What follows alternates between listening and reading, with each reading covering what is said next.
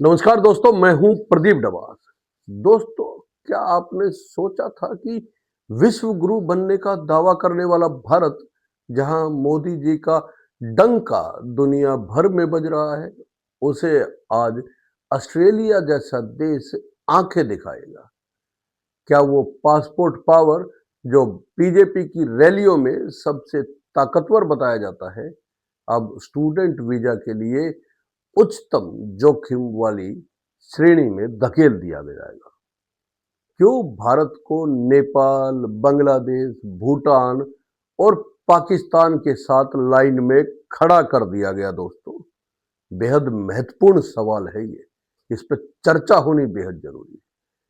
क्या ये वो ग्लोबल लीडरशिप है जिसका ढिंढोरा पीटा जाता है, या फिर घरेलू फर्जी डिग्री रैकेट की हकीकत अब सामने आ गई है?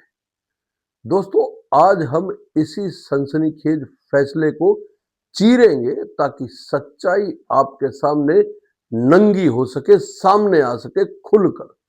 दोस्तों, ऑस्ट्रेलिया ने भारत को छात्र वीजा आवेदन के लिए उच्चतम जोखिम श्रेणी में डाल दिया है। यह संशोधित वर्गीकरण 8 जनवरी 2026 से लागू हो चुका है, जब सिंप्लीफाइड स्टूडेंट वीजा फ्रेमवर्क के तहत भारत को एविडेंस लेवल 2 से लेवल 3 में शिफ्ट कर दिया गया। लेवल 3 दोस्तों, यानी सबसे सख्त जांच, जहां हर दस्तावेज की पैनी नजर से छानबीन होती है। नेपाल, बांग्लादेश, भूटान भी इसी लिस्ट में है। ऑस्ट्रेलियाई मीडिया दोस्तों इसे अनएम्प्लॉयड या अनप्लान्ड रीएस्टिमेट बता रहा है, लेकिन सरकार दावा कर रही है कि ये इमर्जिंग इंटीग्रिटी इशू को कंट्रोल करने के लिए। सवाल ये है कि क्या ये इंटीग्रिटी इशू सिर्फ भारत के साथ है, या दुनिया भर में फैले फर्जीवाड़े का हिसाब चुकता हो रहा है? और वो कौन है जो विश्व गुरु के नाम पर छात्रों का भविष्य दांव पर लगा रहे हैं? अब सोचिए, क्या ये महज संयोग है कि भारत में फर्जी डिग्री रैकेट की खबरें सुर्खियां बटोर रही है? ऑस्ट्रेलिया ने साफ नहीं कहा है, लेकिन माना यही जा रहा है दोस्तों कि लाखों छात्र ऑस्ट्रेलिया जाते हैं। 2025 के आंकड़ों में 6,50,000 इंटरनेशनल स्टूडेंट्स में से 1,40,000 भारतीय, चीन के 1,90,000 दूसरे नंबर पर है। लेकिन अब इनकी बैंक स्टेटमेंट की मैनुअल जांच, एक्स्ट्रा इंग्लिश प्रूफ, संस्थानों से डायरेक्ट वेरिफिकेशन, सब कुछ हो रहा है। प्रोसेसिंग टाइम 3 हफ्ते से बढ़कर 8 हफ्ते हो सकता है। तो सवाल क्यों नहीं उठेगा, अगर मोदी सरकार का डंका इतना बज रहा है, तो क्यों अंतरराष्ट्रीय दरवाजे भारतीय छात्रों पर बंद हो रहे हैं?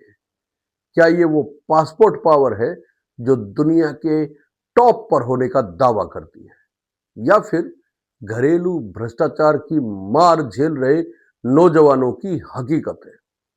दोस्तों, एक मिनट ठहरते हैं। मैं आपसे पूछता हूं, आपका क्या ख्याल है? क्या ये ऑस्ट्रेलिया का रंग भेद है, या भारत की नाकामी है? कमेंट में जरूर बताइए, क्योंकि ये सिर्फ एक खबर नहीं है, आप जैसे हमारे जैसे लाखों परिवारों का सवाल है। थोड़ा सा आगे बढ़ते हैं। शिक्षा मंत्री जूलियन हिल ने ऑस्ट्रेलिया के साफ कहा कि अमेरिका, ब्रिटेन, कनाडा ने भी टाइट किया है, तो ऑस्ट्रेलिया लेफ्ट आउट ऑप्शन बन गया। नतीजा, फर्जी डॉक्यूमेंट्स की बाढ़ आ गई। ऑस्ट्रेलिया कहता है ये बदलाव धोखाधड़ी रोकेगा, लेकिन रियल स्टूडेंट्स को वेलकम रहेगा। अब हकीकत क्या है दोस्तों? वीजा एजेंट्स फर्जी पेपर्स थमा देते हैं, छात्र फंसते हैं।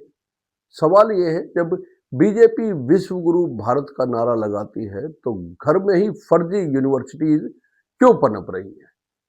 क्यों वो सिस्टम नहीं बन पा रहा है जो छात्रों को सेफ रखे? और सुनिए ऑस्ट्रेलिया का बयान।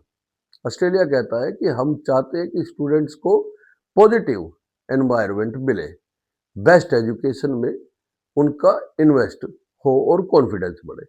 ये बातें अच्छी लगती हैं, लेकिन भारत के लिए तंज भरी है, क्योंकि दावा तो यही था ना कि भारत का डंका बज रहा है, पासपोर्ट टॉप 10 में है। अब क्या है? ऑस्ट्रेलिया कह रहा है ऑनलाइन फ्रॉड, प्लेरिज्म और करप्शन, डेटा सिक्योरिटी सब इमेजिंग थ्रेट है। ये वो मुद्दे हैं जो सरकार के ग्लोबल लीडर नैरेटिव को चूर चूर करते हैं दोस्तों। जानकार तो ये भी कहते हैं कि रियल स्टूडेंट्स को चांस मिलेगा, लेकिन चैलेंज बढ़ेगा। तो सलाह क्या है? डॉक्यूमेंट परफेक्ट रखने चाहिए, एजेंट से बचना चाहिए, लेकिन बड़ा सवाल यही है कि सरकार कब सुधरेगी? दोस्तों, एक बार फिर मैं आपसे पूछता हूं, क्या आपको लगता है कि ये वीजा सख्ती विश्व गुरु की हकीकत उजागर कर रही है? कमेंट में अपनी राय जरूर दीजिएगा, क्योंकि जब आप राय देते हैं तो हमारी भी राय बनती है।